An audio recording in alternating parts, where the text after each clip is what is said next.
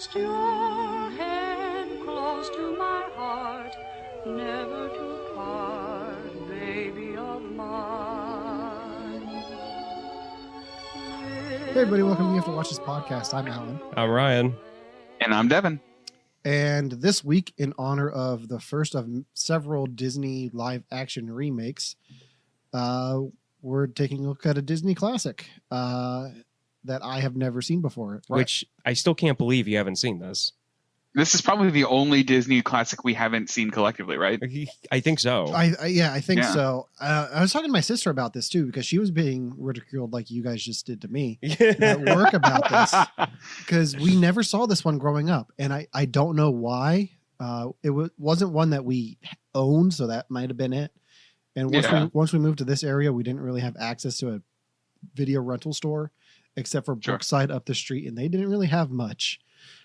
No, they did not. But yeah, we're talking about Dumbo, the 1941 Disney classic. And Devon wanted to take point on this, so I'm going to let Devon take a point on this. So go ahead, Devon. Sure. So, like Alan said, we're talking about Dumbo, 1941 Walt Disney classic. A little bit of background. It was directed by Ben Sharpstein. It was also Walt Disney's personal favorite film. He said it was his favorite film because they actually had complete creative freedom on this, because it was based on some new technology they were trying to come out with called a roll-a-book, which is like a book, but it's like a panorama that they just like rolled up and you had to roll past the pages. And it was supposed to be like the newest wave of children's entertainment. And Walt Disney saw and went, yeah, we're going to make a movie out of it. So he bought all of the rights to it and had complete creative freedom. So we'll get to that. But first, Ryan, you've seen this before. What did you think? When was the first time you saw this? What did you think? Okay, well, first off, this was probably my first Disney film that I watched as a kid that I can remember anyway. Being around the St. Louis area, like entertainment's kind of a big thing in that city, and kind of like classical entertainment. So circuses really kind of fit into that. So I think maybe that's why Dumbo was one of the first ones that I ended up seeing as a kid. I watched it a lot, but then around maybe like 6-7 years old, prior to moving to Pennsylvania, is when like I stopped watching it. And then the last time I watched it since then was like 2 hours ago. All right. So then what differences, before we get into Alan's thoughts, because I'm really curious about how only seeing it as an adult turns out. Did your opinion on it change at all when you watched it this time? Well, I mean, the music in it, I completely forgot about the opening score. And that like really kind of brought back some memories. The whole circus thing, like I had circus toys. And so I remember when I used to play with the toys, I would be thinking of the opening scene from Dumbo, of like getting the circus ready to go on the train and then off the train and getting built in the middle of the night, like type deal. But watching it as an adult, after watching it as a kid all those years, I have a lot of questions. I've got a lot of questions that need to be answered. But I still found it entertaining. And there's a certain part of it that is just as racy as I remember it being as a kid. We'll get into that. And we will get into that later. Did I miss something Alan, in this movie? As an adult, because my experience is pretty much the same as Ryan's. I watched it as a kid. I loved it as a kid. I watched it as an adult and went, oh boy, probably problematic in some spots. But overall, I still liked it because of the nostalgia factor and because of like my connection to it. So, Alan, you don't have that. What did you think? Well, before I get into that, you said this was your first Disney movie? Devon, what was your first Disney movie? Because I know mine very well. The Lion King. That was mine. Okay. My first one is the first movie I ever saw, and it was Aladdin. And the only reason I remember that is because it was at a drive-in theater, not the one we frequent, but one when I was little. I just remember the Cave of Wonder coming out and onto the screen. That's all I remember. I was like, that was my first movie. And my parents were like, why do you remember that? You were 3. No, I was probably 2 actually. But they're like, why do you know that? It's like, have you met me? Like, Yeah. no. So that's awesome. So I have some notes, but good. I was surprised at this movie at how little it was about him actually flying.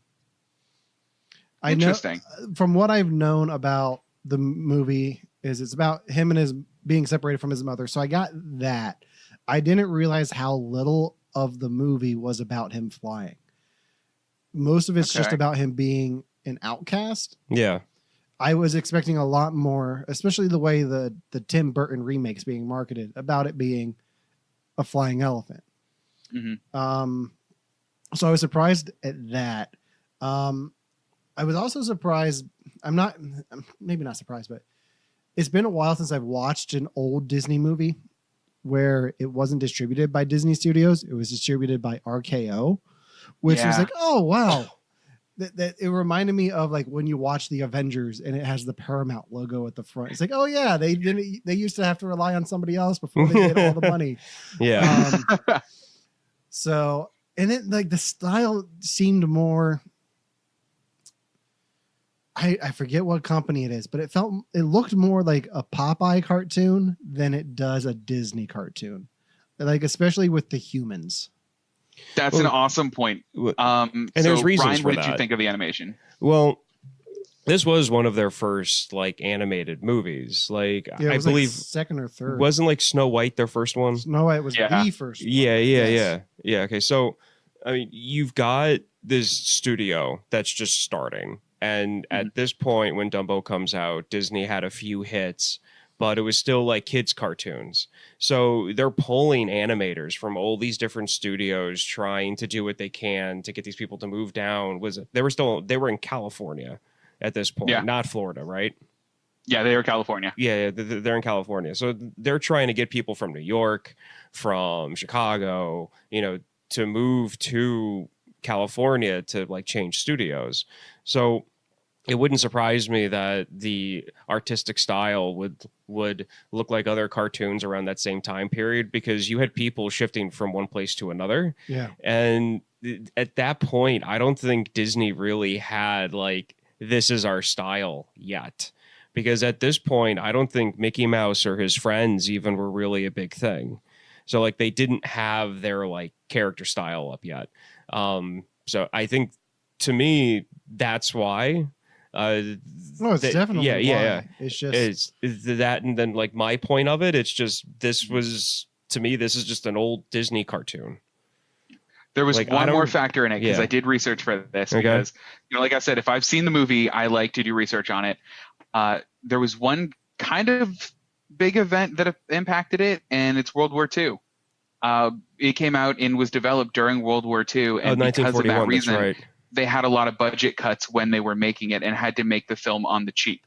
So that's why a lot of the backgrounds that you see are a little bit more plain than they would have been in other movies, because they didn't have the money or wouldn't spend the money to make the backgrounds as elaborate as they would some of the past ones. Well, not just that too. They're also going to be losing some of their animators to the war effort, because they're going to be doing because if you got a studio of, let's say, 50 artists and 25 of them get commissioned by the U.S. government to start making like draft posters and, leaflets to like, drop over like a town in France, like you're going to be cut and you're going to be left with the talent you have.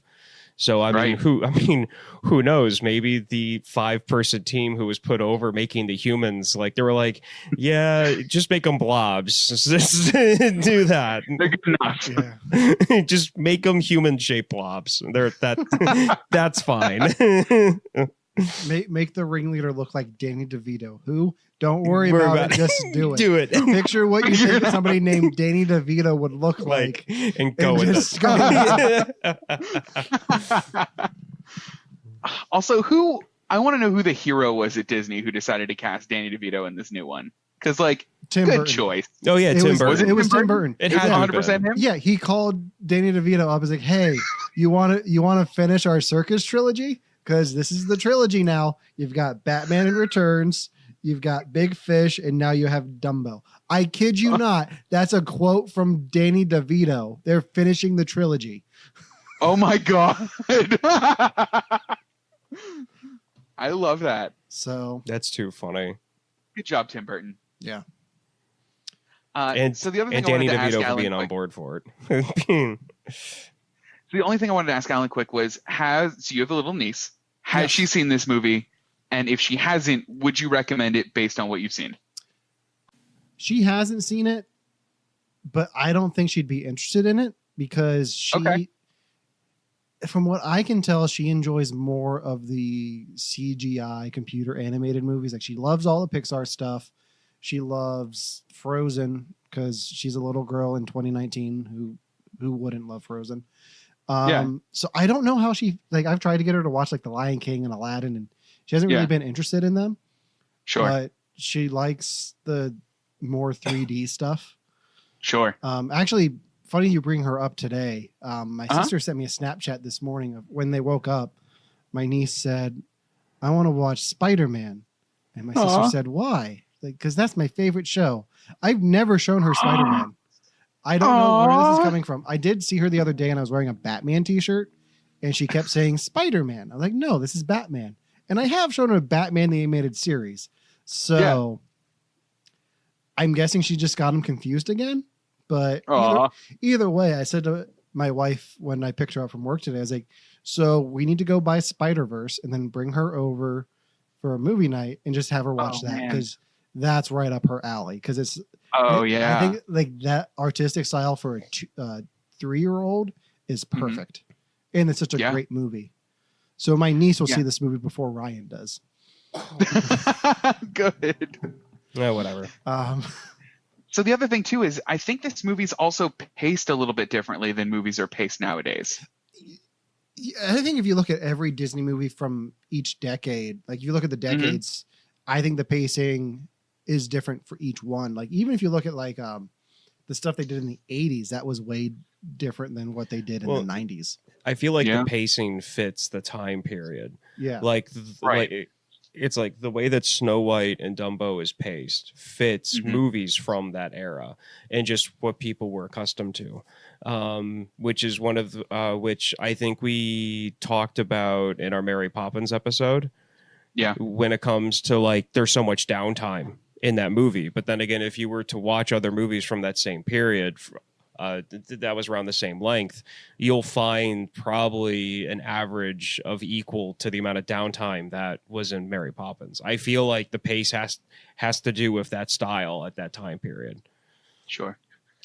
Yeah, and I can agree with that. I mean, I just think like, especially watching like Adventure Time or something like nowadays, I just think the pacing of animated things or things that are specifically made for children is just different. Is Adventure Time made for children though? Originally, I thought it was. I don't know. I've never seen a single episode of Adventure Time. I just know like that's the gold standard of like cartoon nowadays. That's not like Rick and Morty. I feel like that was like. Glad you clarified that. Yeah. I'm not accepting that statement, but whatever. I feel like Adventure Time would be the gold standard for like animation maybe like 3-4 years ago. Yeah. Like, I don't know what would be now. I mean, just from like, are we talking about the animation style or are we talking about? I'm talking about non-3D animation. Yeah, animation style. And then maybe if that goes hand in hand with pacing. Would the standard be The Simpsons? Because that's been pretty consistent for the last 20 years. I'd say The Simpsons would be a standard, but I think it's not the look that people are trying to emulate now. A good example is I'm a huge Disney Parks fan. Everyone knows this. They just redesigned the frickin' Disney cast. Mickey looks different. Minnie looks different. Goofy and Donald look different now. And they all look very Adventure Time. Or they have like that same like don't they look kind of squashy, retro, stretchy. Though, at the same time? Kind of like retro a little bit because because it was back, I think it was a year ago, I was down at Disney World with my goddaughter for her 5th birthday, and they had in the like place we were staying, there was like a Disney Toon channel where all they played was like Mickey cartoons, and it was all of the new retro looking Mickey, where it was like like Goofy looked like the 30, like the 40s Goofy or like the 50s Goofy, but he was like modern retro look instead of just the retro look. Is that is that what they kind of look like now? Yep. Okay. A little bit, yeah. Okay, so they're still sticking with that. I don't know how I feel about that. Yeah, it was an interesting change, but like, yeah, I just think that like the cartoons and the style and the pacing have just changed, and like I don't know if that impacts whether or not you would want like or you would show this to somebody younger now because they just might be bored for it. Well, it depends. The thing is though, like this is at least a short movie. Like if it was 2 hours of this, I can see a kid getting bored. But since it's only an hour and 4 minutes, one of Disney's shortest, if not the shortest, then I could maybe see them sticking around because you do have songs in there. You do have enough weird stuff on the TV to keep a kid's eyes glued to it too. Especially during the one part. Yeah, the pink elephants on parade. Let's talk about the pink elephants on parade. Yeah, let's get into that. Yeah. I had heard of that, I guess, expression before. I've heard of pink elephants on parade, and I'm like, what the hell does that mean? And then I watched this movie, and it started happening. It's like, what the fuck did I take that I didn't know? Now you know what that statement means. It's such a weird sequence for a Disney movie. Like, where he gets drunk. Does he get drunk? Yeah, off the bubbles. Is that what it is? Yeah, that's champagne. That's cheap champagne that got dropped in the water bucket. And first off, too, who else knows what else was in that water to begin with? Right, absolutely. To be honest, like who knows what was in that water to begin with before the alcohol got dumped in. I have never hallucinated when I was drunk.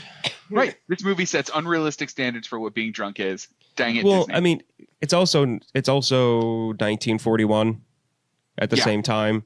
It was the 20s was prohibition, the 30s they brought it back. So at the same time, Disney being who he was, let's be realistic, the type of person who he was, I would not be surprised if that's the way they were depicting. Hey, when you get drunk, you hallucinate. You don't drink. Right. Like, to be honest, I would not be surprised. Cigars, you're going to turn into a donkey. No, it's very true. Right. Very, very true. But yeah, no, to be perfectly honest, rewatching that and seeing that made me think of the trip that Marty had in Madagascar when he got shot with the trank darts. Yeah. Yeah. It was such a weird sequence. In your research, did you find out any interesting tidbits on the pink elephant? It was obviously the most controversial scene of it. It was the part that people had the problem with. Even in 1941, they kind of ignored all the racism. And were just like, yeah. And they were just like, we don't like the drinking. Immediately before that scene was the Disney Corporation taking a jab at their writers who were on strike at the time. Yeah. Because the clowns in the tent were like, we're going to go demand more money from our boss. And then like walked off, and they were obviously drunk. And that was them being dicks about their own writers, which is annoying.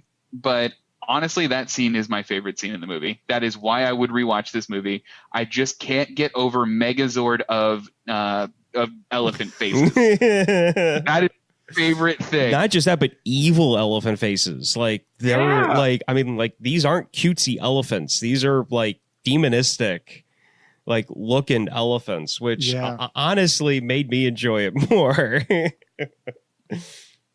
Right.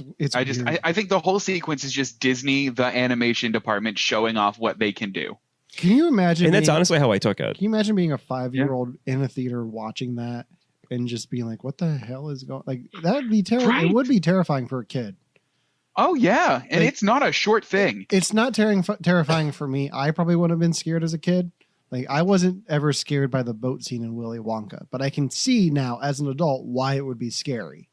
Right. Yeah, that the whole pink elephant thing is just bizarre. Oh, it is. I love it though. It's bizarre in all the right ways for me. I really definitely can see it though, being the artist going, okay, this is what we can do with this type of like technology, because was it you said that they tried like a new art style or like a new way of like filming the cartooning on it. Yep. I wonder if it was them just showing off what they could do with it. And it just like kind of turned a little bit south when they decided, oh, let's do pink. Pink's a soft color. And then somebody didn't tell them, yeah, but it'll be on a black background. Like, now, here's the most exciting part of that for me. I think they're at least including a reference to it in the new movie. Because in the trailer, you see like a bubble elephant like above the crowd. So I don't think he's going to be a drunk sequence, but I think they're going to like allude to that. I think you have to, because that's so iconic. I think they're going to make a lot of references to the new one, or in the new one, but like it's hard for me to call the new one a remake when it seems almost more like a sequel. And that's honestly what I think after seeing Dumbo again and then seeing the preview. I'm really thinking if Tim Burton is like, okay, I'm going to make a movie about the last 2.5 minutes of Dumbo. Yeah. I really feel like that's what this is. What's weird, how do you feel about something like, how do you guys feel about them taking this to remake it and then not having the animals talk? Because that's all this movie is. I mean, I don't know, because I mean, the thing is, Dumbo doesn't talk in the movie. So Dumbo being silent totally makes sense. Yes. But Ralph, what is it? What was his name? It wasn't Ralph. It was Timothy Mouse or whatever, right? Yeah. Yeah, something like that. Yeah, Timothy Mouse, like, is like the driving force in this movie. And like, not to brag or anything, but I saw a special sneak peek of the first 10 minutes of the movie in Disneyland, because they have this whole like thing set up for it. And Ralph S. Mouse, the mouse is literally just a mouse wearing a little ringleader thing. And I think that's going to be weird. And it looks like the two kids are now like the driving force behind everything. That's kind of what I was thinking, because again, with how short Dumbo is, like the animated Dumbo, with how short it is, and the fact that like everything, I mean, for crying out loud, they had storks in it to delivering babies. Yeah. Like, with how wrapped up around it is around animals, and how Disney was always about magic and having the animals talk, whatever. I feel like nowadays, if you're going to do a live action one, I think it would be better if you just have like, just put the human influence into it, take the animal influence out. But again, we don't know. The mouse may be talking. No, they've said no animals are talking. Okay, well that's fine. Oh, really? Yeah, okay. Oh, wow. So that does it then. Until the elephant gets drunk and then starts hallucinating. Yes. Oh, I can't wait for elephants that. on parade.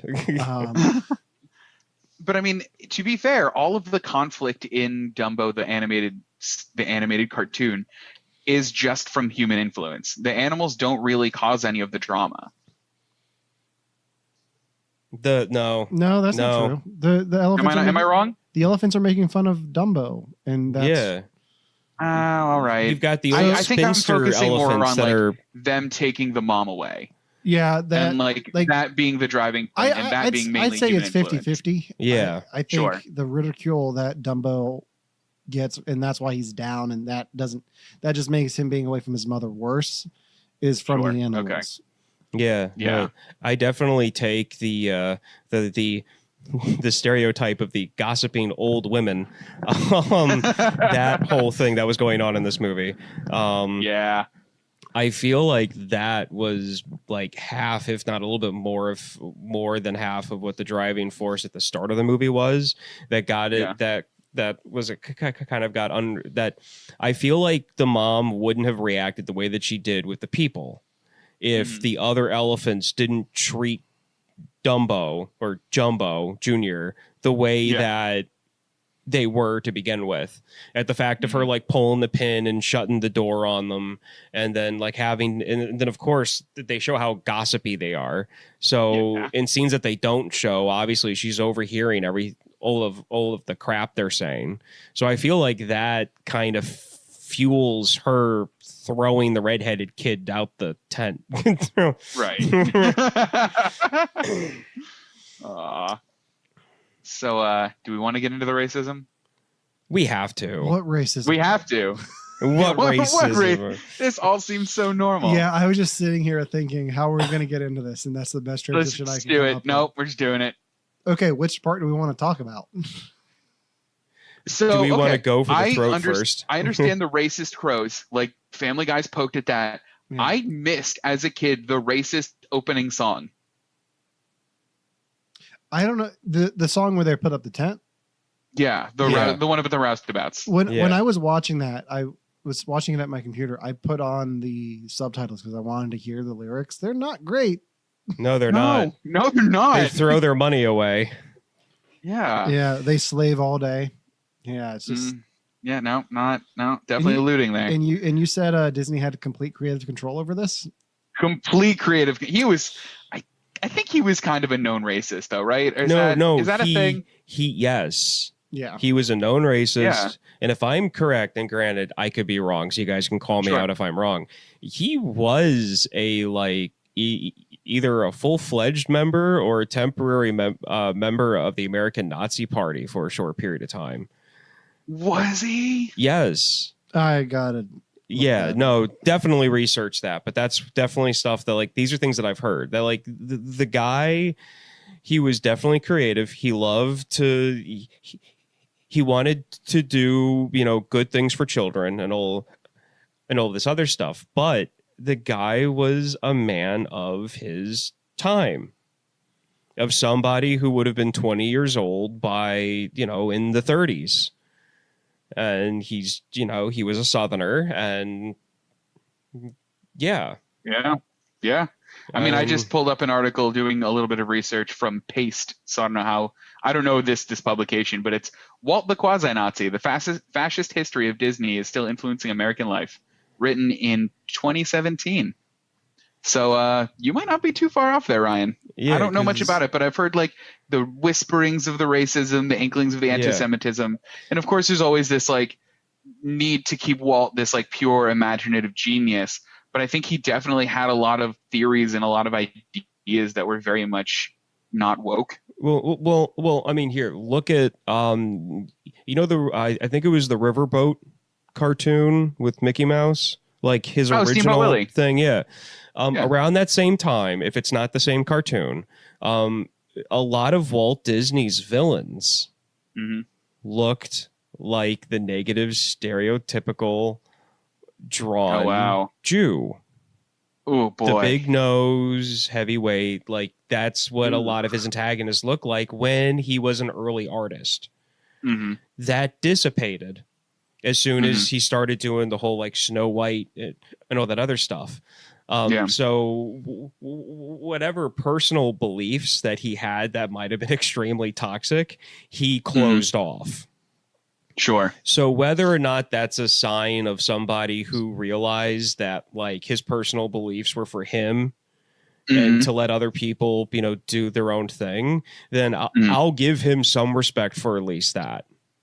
Yeah. But I mean, and then, of course, granted, without him, you wouldn't have the Disney parks, you wouldn't have the movies, you wouldn't have Disney Studios, you wouldn't have all of these great things. So, I mean, as great as, do I want to go down this route? Yeah. Do it. Just do it. We're doing it. Great as Disney is, it's also not that great. No, I know. Like just this week, 4,000 people are losing their job because they just became this massive conglomerate by absorbing Fox. Yeah. So like they're a monopoly now. Like as great as as much as I love Star Wars and as much as I love Marvel, it gets to the point where it's like, okay, I might as well just be handing my money over to the Luthers. Like right. No, I completely understand. I completely understand what you're talking about. And I love Disney, and I hope we don't flag this podcast and like murder me. It's just like it's to the point where it's like, okay, this is fun and all, but do some good. Like it's just too much power in one place leads to half the universe being turned to dust. True. And okay, good so when I'm talking about like all of the great things that can happen, what I'm talking about is like all the memories that we have from like Disney cartoons. And when I was younger, I went to Disney World around when I was in the 5th grade. I mean, a lot of people have these memories and they're great, and that's why I love Disney and I want them to prosper. Where I really want the reins to be held back is with what's going on recently. Yeah. And right. Of course, me talking about Walt and everything has to do with him and Right. just everything that he built to begin with. And I really think it was around like the late 90s, early millennium is when Disney started going down this road to where we are now. Yeah, I can see that. I think because something like this doesn't happen overnight. They've had to have been planning this type of stuff for years. It started with the Muppets. Yeah, there we go. As weird as it sounds, it started with them buying the Jim Henson Company. Yeah. And it's just been a snowball effect since. Mm-hmm. But at least we can see the Avengers and X-Men in a movie. Yay! That'll be exciting. So... Do we want to touch on the crows? We should touch on the crows. You can't not touch on the crows. You have to. Well, okay. What I'll say about the crows is I was pulling music for the podcast and I pulled the end song and was like, okay, I can use this. And then the crows started singing. I was like, no, I can't. I can't use this. I can use the part before they come in, but I can't really use their whole spiel. And no. Yeah, no. What's really sad about that too is that as I was watching that scene and as I was listening to it, I'm like, I really like this. I like the song. But unfortunately, it's the depiction of the crows and how they interact with each other and how they interact with Dumbo. That's just like, this is awful. Like, this is just bad. Do you think there's a scene in the remake where they have somebody do I've seen a shoe fly, I've seen a horse fly, but I've never seen an elephant fly? Do you think that's a line of dialogue in the movie? I hope it is. Said by like Michael Keaton, so it's okay. Because everybody loves Michael Keaton. I'd be okay with that. I mean, it has to. Like, even with like all of the crap around the crows and that whole thing, like they're such an iconic part of early Disney for good and bad reasons alike. Yeah. So, I mean, it's one of those things where it's like, you cannot not have it. It's the same thing as like, what was it? When my wife and I went to King of Prussia last week, we drove through Gettysburg to come home. And there were reenactors from, the North and the South. Yeah. And so to me, it's like, if you're going to have a depiction of a battle, you have to have both sides to it. You can't hide the one side because of what they fought for, what they stood for. Like, you can't erase history in that way. So it's one of those things with like the crows. It's like, you can't, like, for good and bad reasons alike, they're a part of the movie. They're a part of Disney history. If you're going to be having a live action remake, you've got to do something with them. You have to. Either a line or a character, maybe a costume, something. Yeah. You've got to do it. I just hope it's not a black man leaning against a fence talking about seeing an elephant fly. In Jive? I hope not. In Jive. So, of course, I did a little bit of research on the crows because I knew we'd hit upon it. And I don't know how much you guys know about the crows, but some of it's a little bit worse than I think that you know. Ooh, so the leader of the crows, the guy with the cigar. So first off, a lot of people that defend the crows and think that, oh, okay, this is okay, is that primarily they're voiced by African Americans. So they go, okay, it's not just people in a studio doing an accent. This is them. It's not Hank Azaria doing a poo.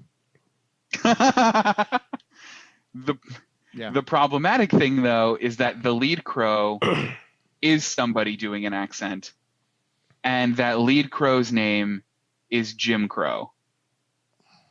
They don't ever list his name in the movies, but in all of the design mock-ups for him, his name is Jim Crow. And I think they chose not to put it in there, which I don't love.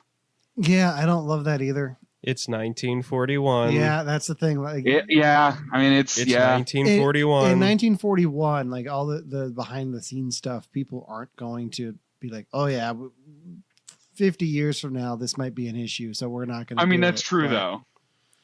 But the nice thing about them is that in 2017, Whoopi Goldberg got like an award from Disney, and she specifically expressed that she would like to see the crows be more front and center and be on more merchandise, so they're not as stigmatized as they are.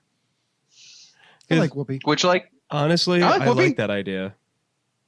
Yeah, I do, because I mean, I think that's part of it. I think that's part of what the issue is that these crows are so much a stereotype for 1941 being what they are, knowing that the name of the head crow, and then having all of these issues that people have, and then it's like Disney hides it.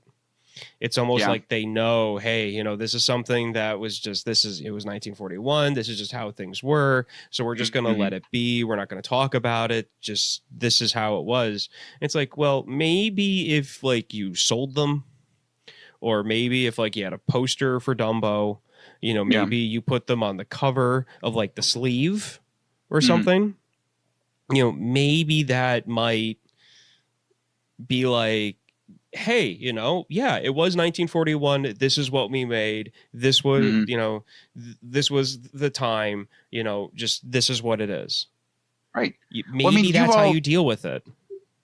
Right. I mean, you guys have all seen the Donald Duck is a Nazi movie, right? Or not movie, but cartoon, right? Yeah. Like, that's how Disney handles that, is they go, look, it was a different time. This was propaganda. Like, understand that there are stereotypes and there are controversial things in here, but we were making propaganda. That's what we did. Yeah, and I listened to a podcast called Moulton on Movies. It's hosted by the movie critic Leonard Moulton and his daughter. Oh. And they talked about, like, he teaches film out at, I think, USC. Nice. And there'll be times where he does screenings of stuff that can be racist or risque or inappropriate for today's culture, and he'll just say to the people before the screening, like, hey, listen, this is what you're going to see.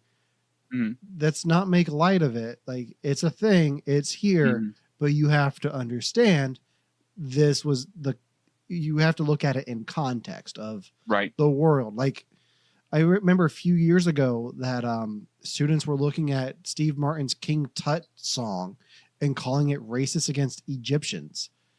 Interesting. And if you don't understand that song is making fun of American tourism of the 70s, then maybe. But if you look at the lyrics, it talks about the tourism. Like, if you take it out of context and just see him dancing in a whatever the headdress is, I guess it would just be a headdress. If you just see him dancing with that on SNL, then maybe you could say that's racist. But if you look at the context and when it was produced, like, it's not that. Right. But it's so easy to take everything out of context to go, look at this problematic thing, and not think about what everything else that's around it. Just like anything made by Mel Brooks. Exactly. Oh, yeah, absolutely. Which his stuff is amazing and I love. It is. Right. So Devin, do you have anything else? Yeah, I got a couple things. Okay. Let me see. So I don't have too many other things. We actually talked about a lot of them. So mostly my one thing was, what was your guys' favorite song in this movie? Because one of the songs in it was nominated for an Academy Award, which is a big deal for early Disney. If it's not Baby Mine, then we have a problem. It's Baby Mine. Okay, good. I like Baby Mine. Because if you look at the heart of the film is that mother-son relationship. So that whole thing with the montage of all the different animals with their mothers, really just hits a chord there. And it, like I've never seen the movie before, like watching that scene, like I stopped what I was doing and just paid attention, and made me a little bit sad. Like I could feel a tear coming. Like, I didn't cry, but I could feel it. Yeah. Right in the Ryan? face. With it being controversial, to be perfectly honest, it was the first song. It was about them putting up the tent, and like I said, it was because when I was younger watching this movie, like that's what I connected with it. Like, you know, I put on the film, I'd sit down in the living room, and I'd be watching a movie. I'd be watching Dumbo. It'd be after daycare or before going to kindergarten or something, and it was just, that was like, you know, lifting up the, you know, the tent, and then having the storm on at the same time, growing up around St. Louis. I mean, that's on the edge of Tornado Alley.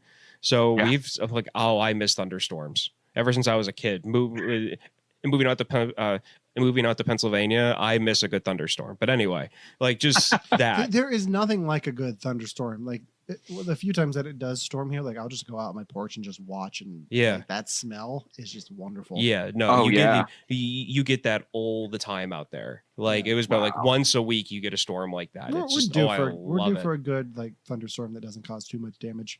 Yeah, that's the caveat. Yeah, that's the caveat. Yeah, living in Pennsylvania. Yeah. I miss thunderstorms too, because even in Pennsylvania, I got them more than I did out here. We get maybe 2 a year, and whenever they do, I'm on my porch waiting for them too. Nice. I love it. So, do you think the song with them, like, if in a world where we can excuse the, like, say everyone was like, okay, Dumbo's racist, but it was a different time. We're okay with it. There's nothing wrong with this film.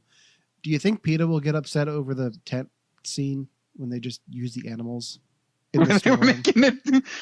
Yes, I think you mean like using the animals to put the tent up. Yeah. So like PETA would get mad at the fact that they're at the circus to begin with. Right. Yeah, that's fair.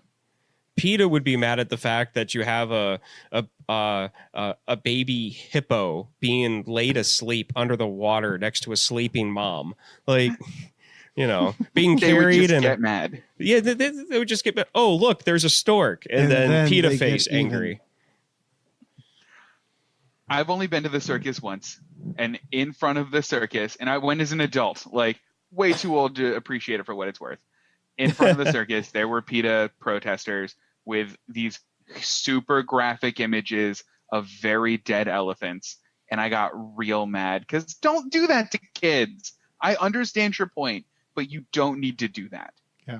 Do you remember when you came up to State College at one time and we went to that, I think it was like a PETA stand where they showed you how they kill the cows and all of that. Yeah. And then they gave you $1 for watching their video. Yeah, that was weird. We got our $1 and left. We did. And I think we bought cheeseburgers out of protest. I think we did. And then we walked right by the stand eating the cheeseburgers. Yeah, I totally understand. We were dicks. We were dicks. I totally understand what PETA's trying to do. Yeah. I completely understand it. I do too. The problem is it's ridiculous. It's extremism. It's ridiculous. Yes. It's dumb. Like if I mean, yes, you're right. That's exactly what it is. It's just it's there's nothing else to say. But I mean, I can't like. There are times when I'm like, yeah, PETA, they got it right. And then I read further down the article. I'm like, no, you don't. I'm going out to get a chicken cheeseburger. I'm kidding. Right. This is what I'm on my way to do. So is that all you have for Dumbo? That's all I have for notes and questions. We ended up covering a lot of them organically, which was cool. Yeah. That's so cool. I've got some stuff. Oh, yes. Yes, Alan's list. Let's go over Alan's list. The full-grown adult. Just the generic stuff on my list I wanted to talk about a little bit. Okay. So the train being what the train is. Like the train like having like a face. A face. Casey and, like, Jr. A personality. And like that was bizarre for a Disney movie. Like that's something I would expect to see in like a Popeye cartoon, but not so much in Disney. And I get like it was a different time, different animators, different styles. It's just it's that weird overlap of the two like styles. Yeah. But I do remember seeing like behind the scenes featurettes on how they did the voice of that back then and like the different techniques they use. I forget, but I'll have to find the video. He has this like weird, like breathy voice the whole time. It's almost robotic for the 40s. Yeah. So they still have this was a featurette made in like the 90s. They still had like the tools that were used to do that in like a Foley shop at Disney. Damn. So that was one thing. Is this movie the origin of the Happy Birthday song? Is it? No, I'm asking because I don't know. It's not. It's not. It's not. I have no idea, but I believe it. But is this where the song became popular? I don't think so. I was just curious because I didn't know. Okay, so Yeah. the Happy Birthday song has been around for a very long time, even before Dumbo, from what I can remember. But 1893, actually. I just looked it up. 1893, you looked it up? Yeah. Okay. Yep. And I think it's only been recently that it's been under copyright. It's not under copyright anymore. Not anymore. It's public domain now. Okay. So you go to Applebee's for your birthday, they can sing it to you. Yeah. And not get sued. They won't, but they can. So, but yeah, I mean, it's one of those things where I feel like the popularity of Happy Birthday is why they used it in Dumbo. Okay. That's fair. Yeah. I do remember like hearing growing up that like you can't sing that in public because Disney owns the copyright to that. I'm like, that's not in any Disney movie. And now I understand why people Now you know make why. that mistake. Okay, so my last thing, which is the big thing I wanted. Oh no, two more things. In the Tim Burton remake, there's one thing I want them to recreate with the live action looking elephants. And it's the elephants being scared by the mouse and like jumping under the bars of the tent and hanging on to the ropes. If they don't do that, then I am walking out of the theater. They should. That would be so fun. I want to see them stacked in a stacked the way that they were on the ball. I can see them actually doing that.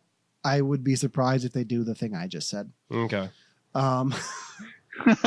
Okay, and my last point. This is my last big point.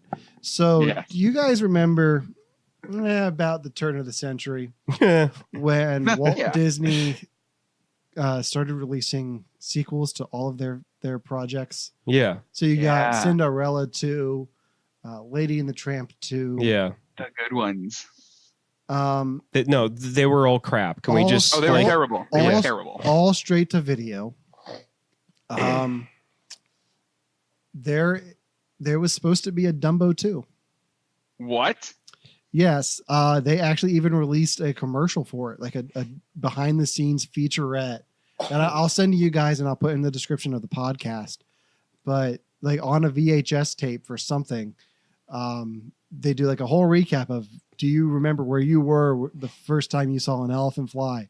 And then they talk to the animators and the director about this movie, which was going to be Dumbo and all of the other kids from the circus who were delivered the same night, like getting lost in a city.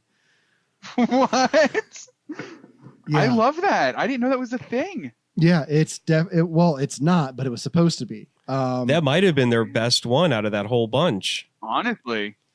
Taking place specifically one day after the events of the first film, the story would have involved Dumbo, Timothy Q. Mouse, and a host of other baby animals, each of whom represented a different stage of childhood, getting separated from the circus.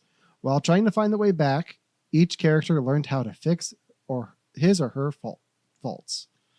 Aww. So, it was supposed to come out in 2001, but was canceled by John Lasseter after he became chief creative officer of Walt Disney Animation in 2006. So that makes sense. It was on the docket for a while, but hang on. So it was 5 years that it was in limbo. Yeah, Dumbo was in limbo. Dumbo was in limbo for 5 years. Yeah.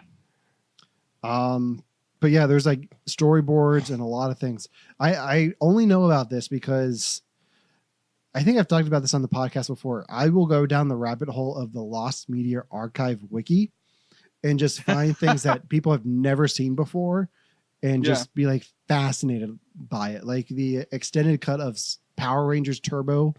Like there's a 3-hour cut of that movie somewhere at Fox that I hope somebody at Disney releases from the vault. Like if that's not on Disney Plus, then I'm going to write a letter. You really should, and I'll help you. Because I can't imagine that would make it. Like, why can we just start the campaign now for that? Like, just use the podcast for that.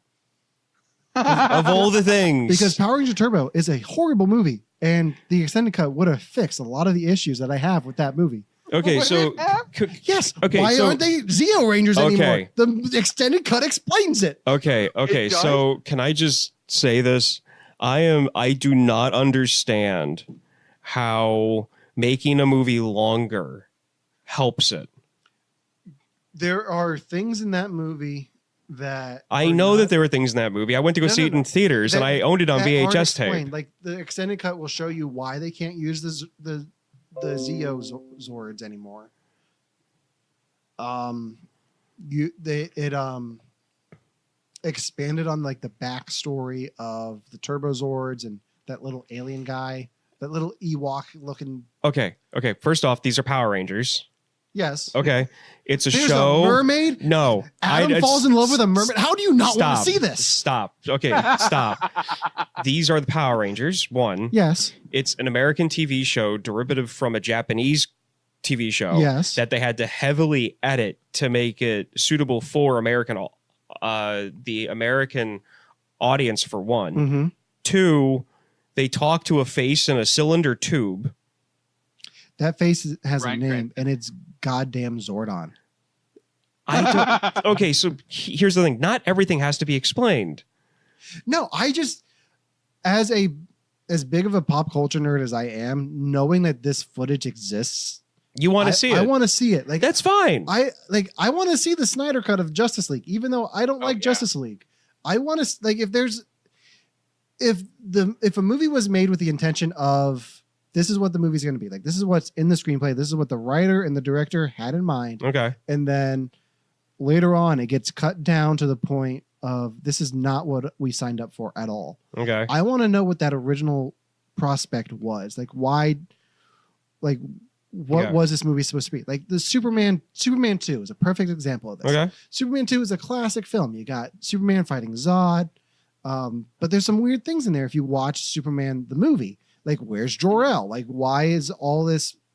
Why is things that we were used to from the first movie gone, like, completely, with no explanation? And then, like, in 2006, they went back and let Richard Donner go back and fix the movie. The problem was they fired Richard Donner during post-production on Superman 2. So another director came in and reshot a bunch of stuff, cut it to hell.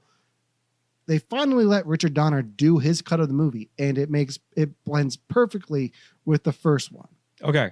So like, in a world where something is intended to be what it's like, intended to be a certain way, story-wise, I want that version. Okay. I don't want the one that's cut down. I don't want the Justice League where Steppenwolf's the main bad guy and you don't even see Darkseid. Okay, so I want to know why Barry Allen travels in time to Batman v Superman and it gets confused. Okay. So just say that. Yeah.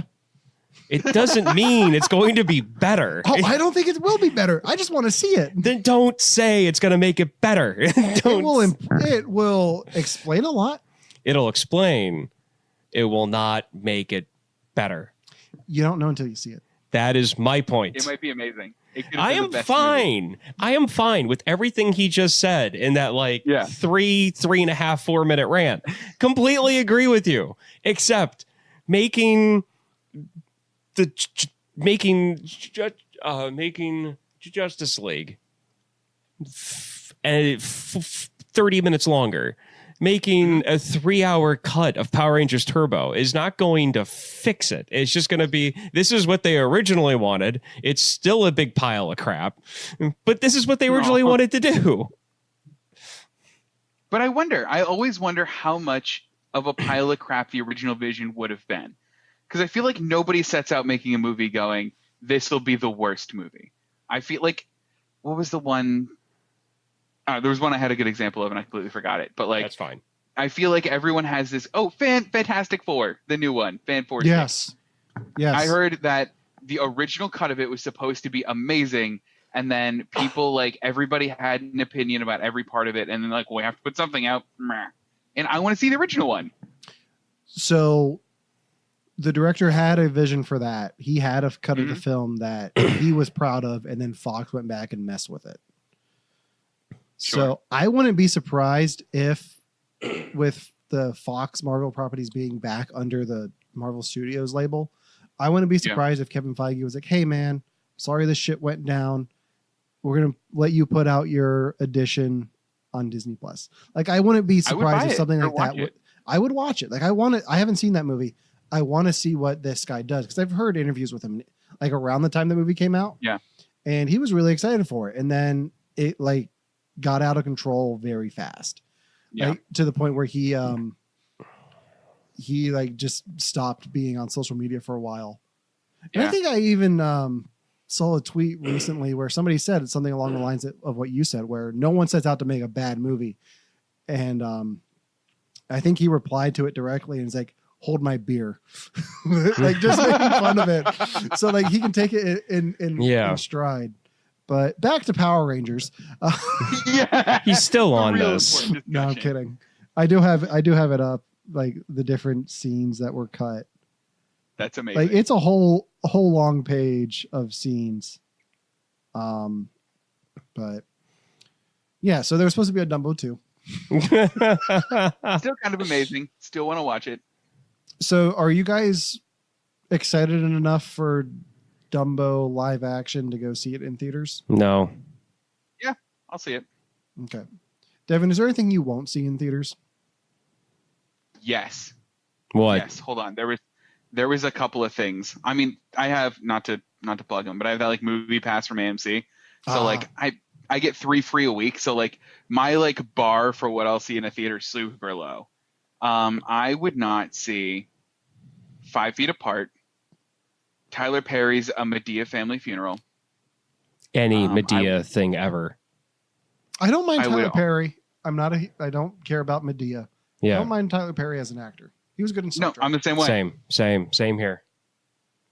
And I don't think I want to see the Missing Link story or the Missing Link cartoon or claymation. Yeah, it's weird that I wouldn't want to see a thing with Hugh Jackman, but yeah, right. There's a lot of cognitive dissonance in there. As much as I like that Ugly Dolls. And what? Ugly Dolls. What is that? Oh, it's the movie Pitbull's in. Pitbull's in a movie? Pitbull's in a movie, and it's called Ugly Dolls. Worldwide. Never mind. Have you seen Big Mouth on Netflix? Oh, I love Big Mouth. Pitbull featuring Ludacris. Yeah. There's a Pitbull on the show featuring Ludacris. Oh, that's my Pitbull featuring Ludacris. Yes. You need to watch the show. Amazing. Yeah, I will. You and I talked about Big Mouth in the middle of a grocery store for about 20 minutes. Yeah, we did. We should probably not talk about this here. Yeah. Oh, Big Mouth is so good. So, since we're on Disney, yes, and we're kind of diverging away from Dumbo at this point, I got a chance to finally watch Mary Poppins, which I told you guys about during our Mary Poppins Returns. Okay, which are thing, and I told you guys just meh. Yeah, it's meh, and it's one of those things where it's like I like the acting. I loved what they did with Mary Poppins. I loved like her sassiness in it. Like I loved her aggression because she was actually kind of aggressive in this one. It's Emily Blunt. I would hope she would. Yeah, it's the songs and the music completely fell flat. Didn't fit for me. Like I understand what they were trying to do. Like I could see the connections between the songs and Returns compared to the songs in the first one. So I totally get what they were trying to do. I didn't like. You didn't connect with any of them. I didn't. And what I was trying to, because I was thinking about how I was going to bring this up and how I was going to tell you guys this. And I feel like I finally got it. So in the original Mary Poppins, the voice is an instrument. The words are part of the music. It's part of it. Yeah. The best way that I can describe how they use the human voice in the original songs is almost like a brass instrument, kind of like a, I'm going to have to, and you guys are going to have to help me here with, but the one trombone. With the trombone. So the words to me in Mary Poppins in the first one was kind of like somebody playing a trombone. Like there was kind of like short syllable words, 1 or 2 or 3. You could draw out like the middle syllable or the last syllable to kind of carry a tune.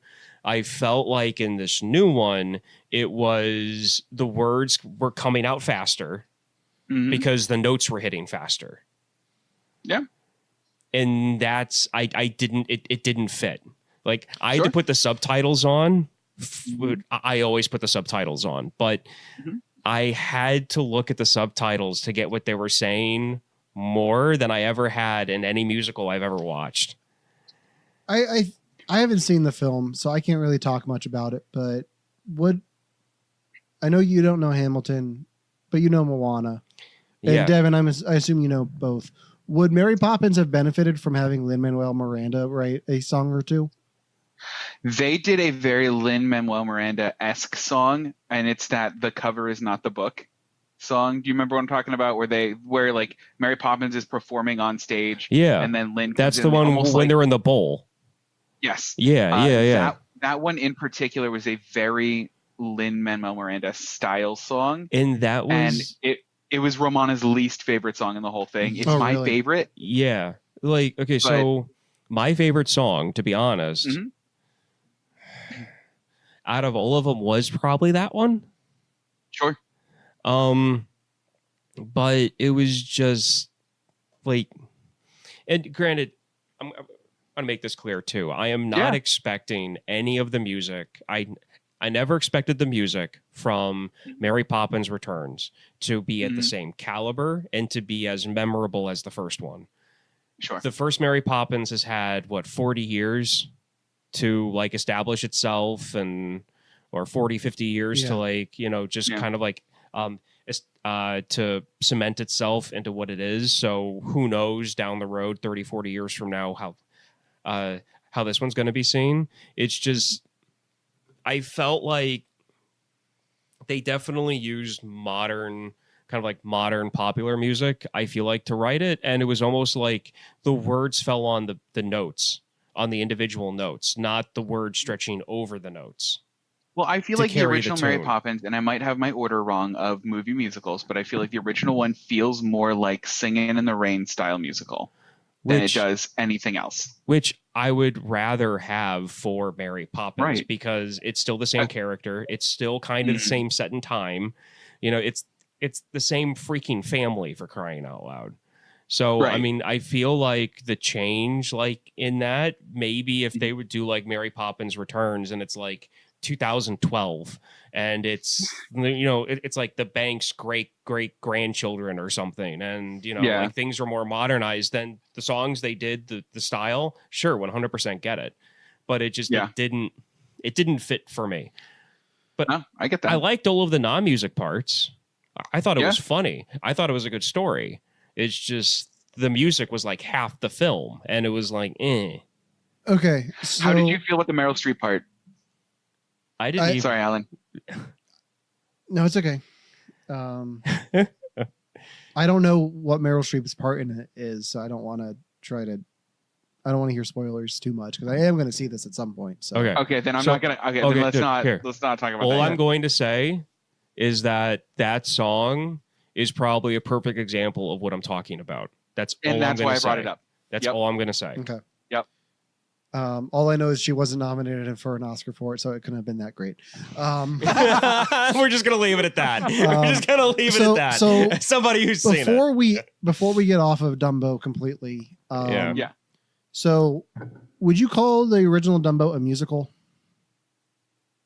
Or honestly, no. That's a good question, and I wouldn't.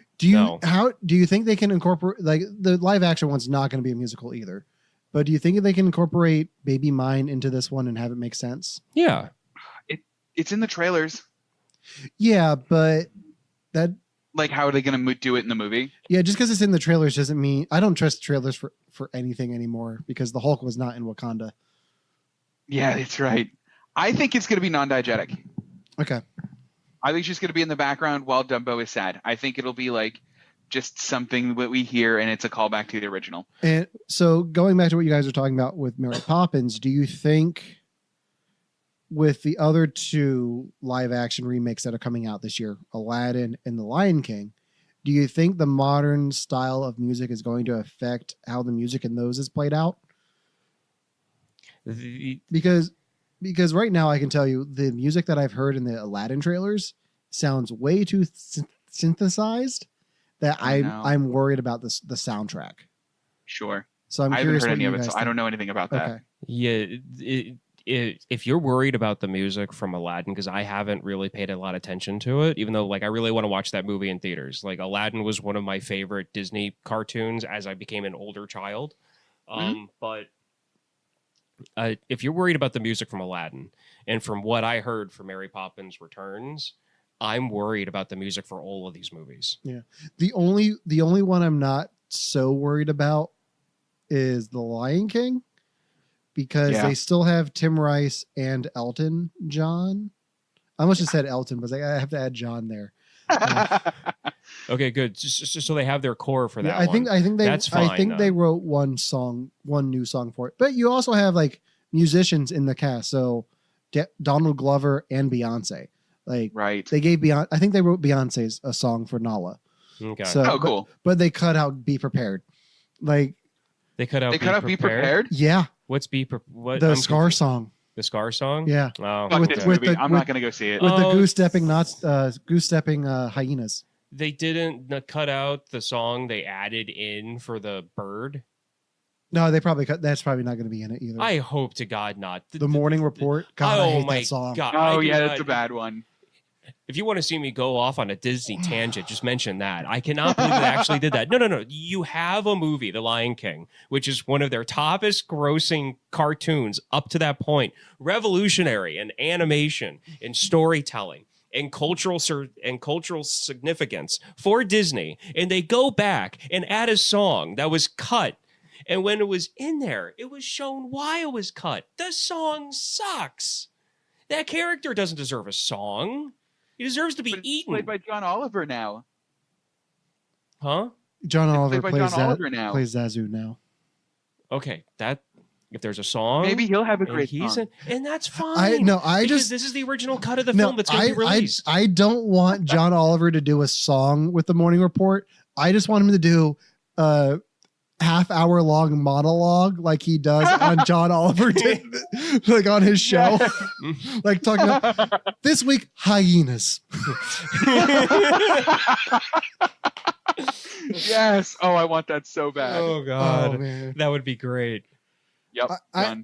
So I said before that I saw Aladdin for the first time in a drive-in. I have to go see that one at the drive-in. Yeah. Like, that's one that. Oh yeah. Like just for continuity's sake, that's what I've got to do. And then I have to go see The Lion King like 5 times and have it break down, and because I saw that in theaters a lot. Oh, one of the things that I've got to admit, Aladdin and the King of Thieves. I think it was like Aladdin 3. Yeah. I love Aladdin 3. Yeah. When it comes to like movie. Disney, like sequels and cartoons and how they fail and everything, I don't care who hates that one. I loved Aladdin. Do you know why? Do you know why you like that one more than Return of Jafar? I can tell you right now why you like it more. Why? Robin Williams came back. To be perfectly honest, I only saw Return of Jafar once. I like Return of Jafar. I only ever really watched the first Aladdin a lot, so I never really got into the sequels that much. But I just love the behind-the-scenes drama of Robin Williams not coming back for the second one because they used him in marketing. One of my favorite joke from any of the Aladdin movies is from the third one, and I think it's from the third one. It's when they're getting married and their Robin Williams as the genie says, "Isn't this such a Kodiak moment?" And then a grizzly bear just appears on the screen, and he goes, "Hey, get this bear out of here!" Get this. Yep, I remember that one. Okay, so before we actually wrap this up for real, so we talked about 3 of the Disney live-action remakes that are coming out this year alone. What from most excited to least excited? Which ones are you looking forward to? Like, what's your first choice, second choice, and third choice of the 3? Oh, that's tough. I can go. Go for it. Yeah, please go. Aladdin, first off. And then you got The Lion King, which to me are even, like, those two to me, like, I want to see them equally as bad. And then you've Dumbo, I'll see when I see it. I think it's Aladdin first, Dumbo second, and after our conversation, Lion King third, because you don't get rid of that friggin' song. It is my favorite song. That is my favorite Disney song. movie. Damn it. The best part about that song is if you listen closely, you can totally tell when Jeremy Irons is not singing it anymore. Oh, yeah. And then it's just Jim Cummings because he sounds a little bit more like Winnie the Pooh. Good. You know what? I pulled songs from Dumbo to end the podcast. I'm ending it with Be Prepared. Good. Oh, I'm so happy now. It's just gonna wait. Alan, what's your listing? Or what's your ranking? My listing, I'm with Ryan. Like You're with Ryan? I'm tied with Aladdin and The Lion King because those are both two of my favorite Disney movies. So it's tied. Yeah. And then Dumbo, I just saw for the first time last night, so I don't really. Right. I've got a question. Yes. And this is something that it'll be real quick. Okay. For all of the Disney movies that don't have a live action remake made, or has even one being planning to be made, regardless of how old it is or how new it is, which one would you want to see done in live action? Ooh, that's a great question. Oh, I got it. Atlantis. That's a good answer. Yeah, I want to see Atlantis. For me, what? So live action or a Disney animated film that I want to see turned into live action. Yeah. Mm-hmm. Oh, that's tough. I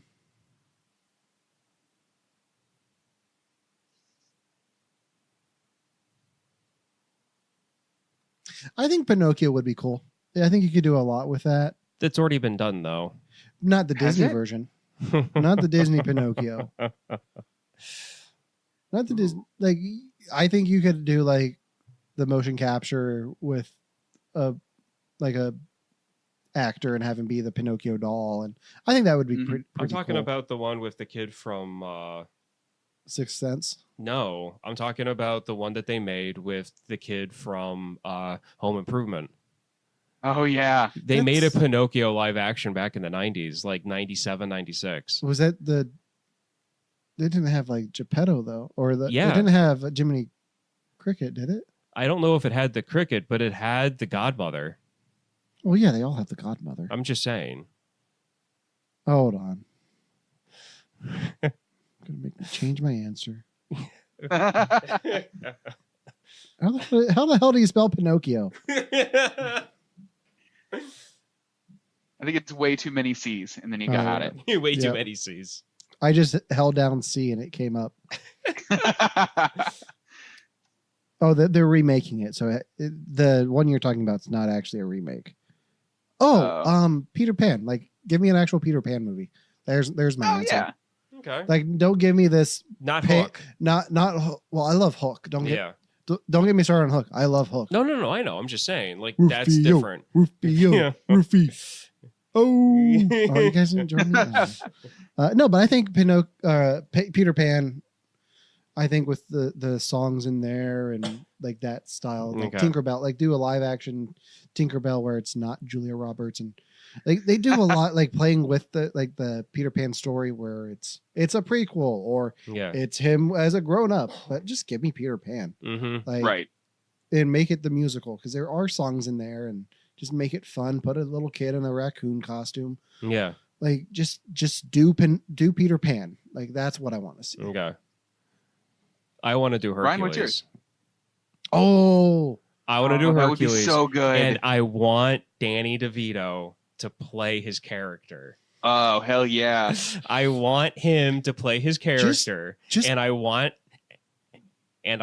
them to give him actual hoof feet.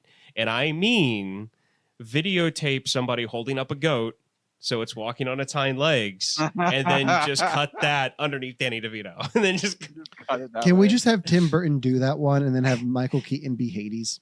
Yes. Yes, that would be wonderful. Oh my god, okay, so the actor's name I totally forget and I feel bad. The one he played Batman for one movie or two movies. Val Kilmer. Val Kilmer as his character from Kiss Kiss Bang Bang. Kiss Kiss Bang Bang. Gay Perry. That would have been perfect. Val Kilmer as Gay Perry as Hades is perfect. Oh, okay. That's it for the podcast today. I'm Alan. I'm Ryan. And I'm Devin. No, that is perfect. I love that. That was a fake sign off. No, I love that so much. Yeah. So that's all I've got on Dumbo. I feel like we did talk about Dumbo a good bit there. We did.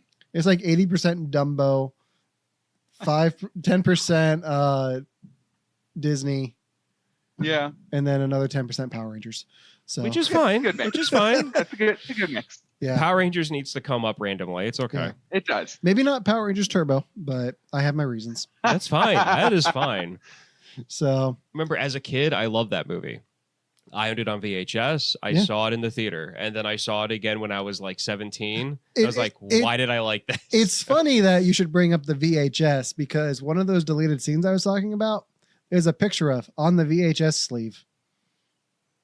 Like they have a flamethrower, and that's the picture on the back of the VHS tape, but that's not in the movie at all. That's right. That's so weird. And now you're fascinated and want to see it. I rest my case. For you have to watch this. I'm Alan. I'm Ryan. And I'm Devin. Take it away, Scar. So prepare for the coup of the century.